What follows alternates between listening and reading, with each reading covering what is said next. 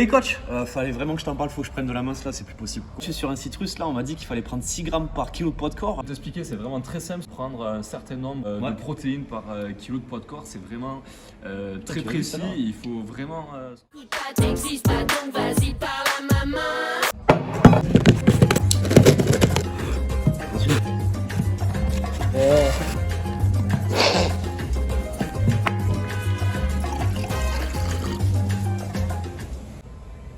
Oh coach, tes conseils, ils sont pourris. Ça c'est mon 16e en 2 jours.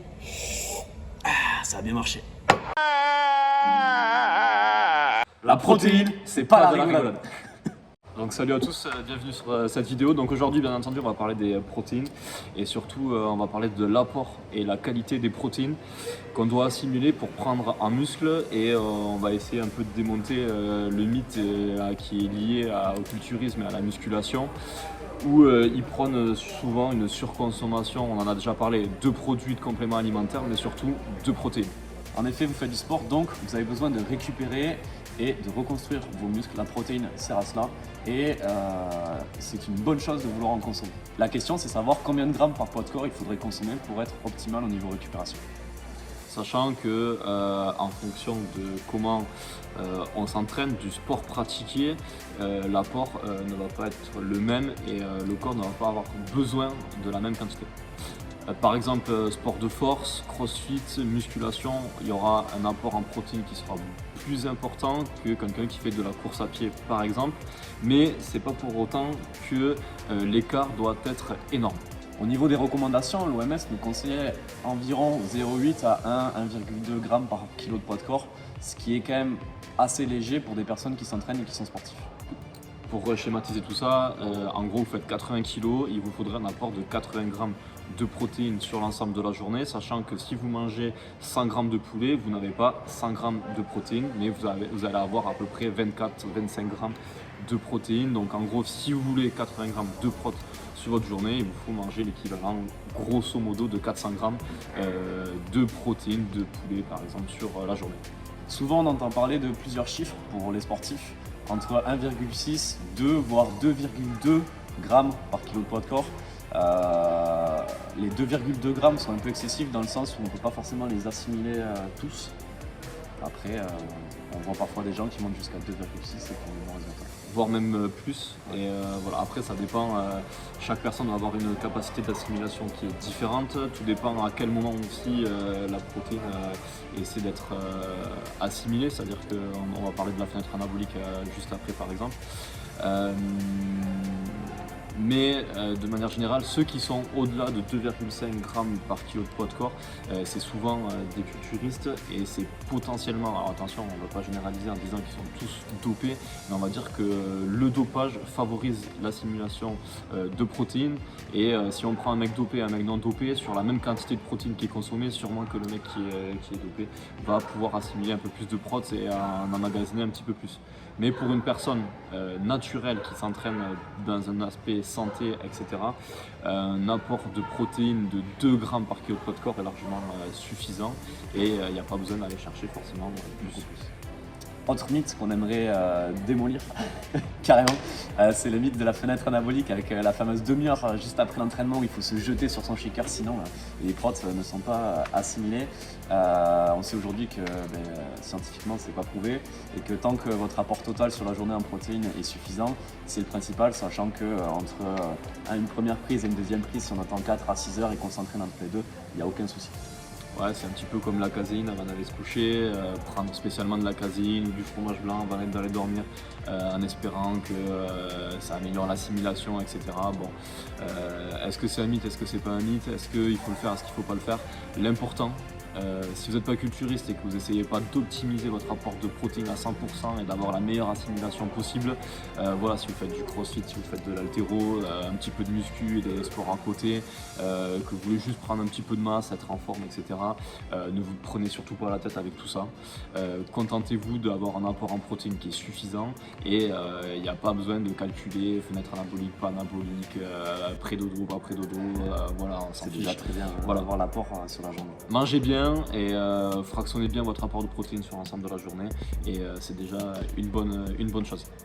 Dernier point important sur les protéines, c'est protéines, c'est un peu le duel qui est en ce moment, mais depuis la sortie d'un certain film, il y a un peu un duel entre protéines végétales et protéines animales.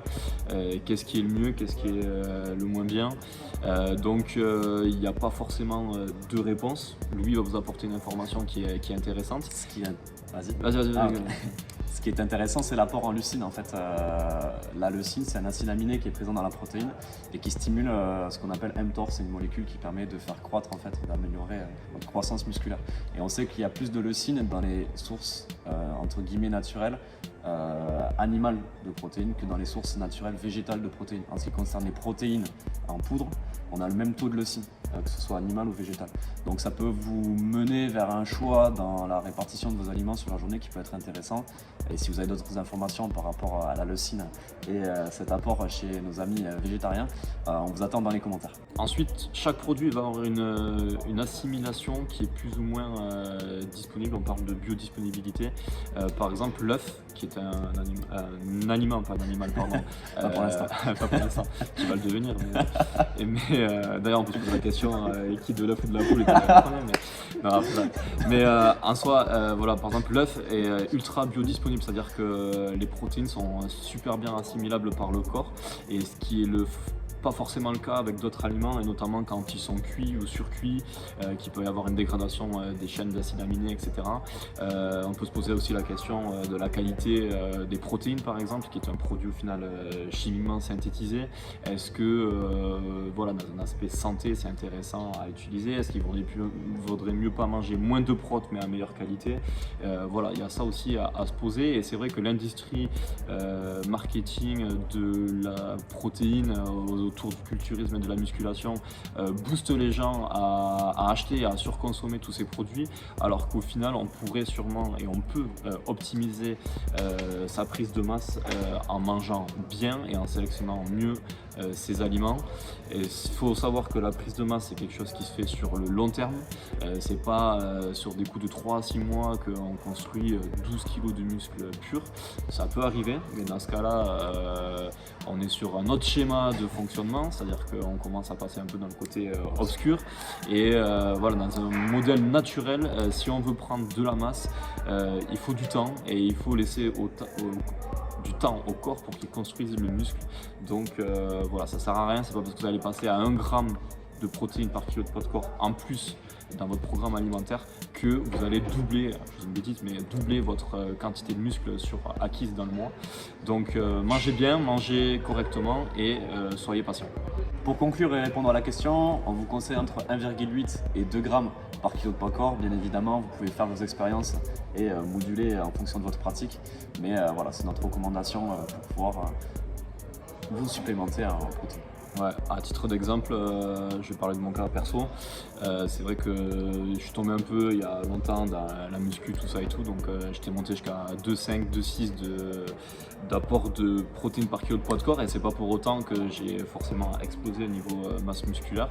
Là actuellement, en m'entraînant quasiment tous les jours, je tourne sur 2 grammes grand max, je serais plus entre 1,7 et 1,8, et c'est pas pour autant que voilà, la prise de masse ne se fait pas, etc. Donc voilà, allez-y avec modération et surconsommez pas des protéines. Comme d'hab, n'oubliez pas de lâcher un petit like, pensez aussi à nous dire ce que vous en pensez dans les commentaires. On attend vos questions peut-être ou vos messages, vos retours pour qu'on puisse échanger tous ensemble. Pensez à vous abonner et on se dit à la prochaine. À la prochaine, pour une prochaine vidéo.